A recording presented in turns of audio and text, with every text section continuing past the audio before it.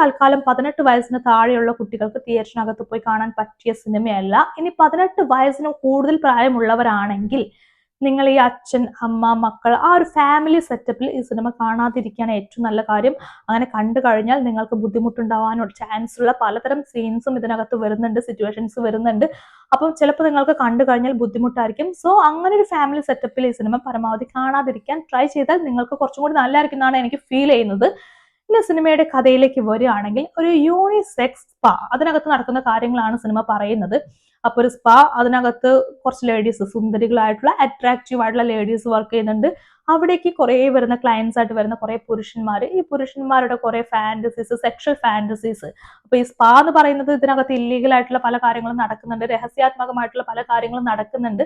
അപ്പൊ ആ ഇടത്തേക്ക് മസാജ് എന്നുള്ള പേരിൽ കുറെ ഫാന്റസി ഒക്കെ ആയിട്ട് വരുന്ന കുറെ പുരുഷന്മാര്, ആ പുരുഷന്മാരുടെ ഫാന്റസീസ് നിറവേറ്റുന്ന സ്ത്രീകൾ, ഇങ്ങനെയാണ് കഥ പോകുന്നത്. കൊള്ളാവുന്നൊരു കഥയായിട്ട് കണ്ടു തുടങ്ങിയപ്പോൾ എനിക്ക് തോന്നി, തുടങ്ങിക്കഴിഞ്ഞ് ഒരു അരമണിക്കൂറായിട്ട് ഒരു മാറ്റമില്ല, ഒരൊറ്റ സ്ട്രക്ചറിലാണ് ഈ സംഭവം പോണത്. ഒരു മാറ്റം വരുന്നില്ല. ഞാനിങ്ങനെ നോക്കി നിൽക്കുക, എവിടെയാണ് കഥയിൽ ട്വിസ്റ്റ് വരുന്നത്, എന്തെങ്കിലും മാറ്റം വരണ്ടേ. പക്ഷെ ഇന്റർവൽ വരയ്ക്കും ഈ സംഭവം മാത്രം. കുറെ പുരുഷന്മാർ വരുന്നു, ഇവരെ മസാജ് ചെയ്യാൻ വേണ്ടി ഓരോ ലേഡീസ്. ആ ലേഡീസ് ഇവരുടെ കുറെ സെക്ഷൽ ഫാന്റസീസ് പുരുഷന്മാരുടെ.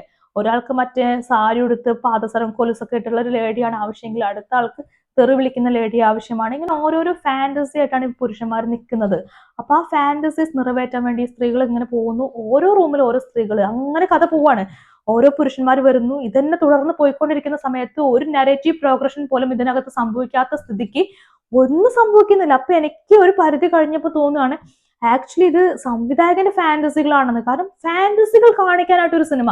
ഇനി ഇന്റർവൽ കഴിയട്ടെ, ഇന്റർവൽ കഴിഞ്ഞ് അവിടെ നിന്ന് അങ്ങോട്ട് പോയി കഴിഞ്ഞാലും ഇതേ സാധനം തന്നെയാണ്, ഒരു മാറ്റം സംഭവിക്കുന്നില്ല. പിന്നെ ക്ലൈമാക്സ് ആയപ്പോൾ ചെറിയ രീതിക്ക് എന്തൊക്കെയോ മാറ്റങ്ങൾ കാണിച്ച് കുറച്ച് പുരോഗമനമൊക്കെ കൊണ്ടുവരാൻ ട്രൈ ചെയ്തു. അതായത് ഡയറക്ടർ തെറ്റിദ്ധരിച്ചു വെച്ചിരിക്കുകയാണ്. ഇങ്ങനെ കുറച്ച് സംഭവങ്ങൾ കാണിച്ച് വിപ്ലവാത്മകമായിട്ടുള്ള രീതിക്ക് കുറച്ച് സംഭവങ്ങളൊക്കെ എഴുതി കാണിച്ചു കഴിഞ്ഞാൽ ഇവിടെ എന്തൊക്കെയോ സംഭവിക്കും, കഥ പറയേണ്ട പോലെ പറഞ്ഞു കഴിഞ്ഞാൽ സംഭവിക്കും. അല്ലാണ്ട് ഒരു കഥയും ഇല്ലാണ്ട് ഇതേ സാധനം ഓരോ കഥാപാത്രങ്ങൾ, കുറെ ആണുങ്ങളുടെ ഫാന്റസി കാണിക്കാനായിട്ട് സിനിമ എടുക്കുകയാണെങ്കിൽ അതിനകത്തൊന്നും സംഭവിക്കില്ല. അപ്പൊ എന്റെ അഭിപ്രായത്തിൽ ഇങ്ങനെ സിനിമ എടുക്കുന്നേക്കാളും ഏറ്റവും നല്ല കാര്യം ഒരു പോൺ കമ്പൈലേഷൻ കൊണ്ടുപോയിട്ട് വെക്കുകയാണ്. അതും ഇതും തമ്മിൽ ഒരു വ്യത്യാസവും ഇല്ല. കുറെ പോൺ വീഡിയോസ് എടുത്ത് കട്ട് ചെയ്ത് അതിവിടെ കൊണ്ടുപോയി വെക്കുകയായിരിക്കും ഏറ്റവും നല്ല കാര്യം.